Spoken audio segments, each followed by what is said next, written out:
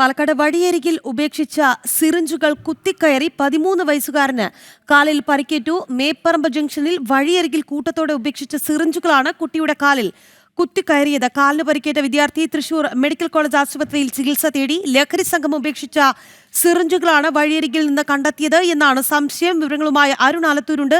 അരുൺ, വളരെ ഗുരുതരമായ ഒരു സംഭവമാണ്.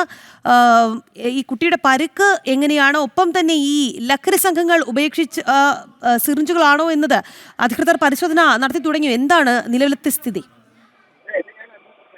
പാലക്കാട് മേപ്പറമ്പ് ജംഗ്ഷനിലാണ് വഴിയരികിൽ ഉപേക്ഷിച്ച സിറിഞ്ചുകൾ കുത്തിക്കയറി 13 വയസ്സുകാരന് പരിക്കേറ്റിരിക്കുന്നത്. ഈ കുട്ടിയുടെ കാലിനാണ് പരിക്കേറ്റത്. വിദ്യാർത്ഥി തൃശൂർ മെഡിക്കൽ കോളേജ് ആശുപത്രിയിൽ പ്രവേശിപ്പിച്ചിരിക്കുകയാണ്.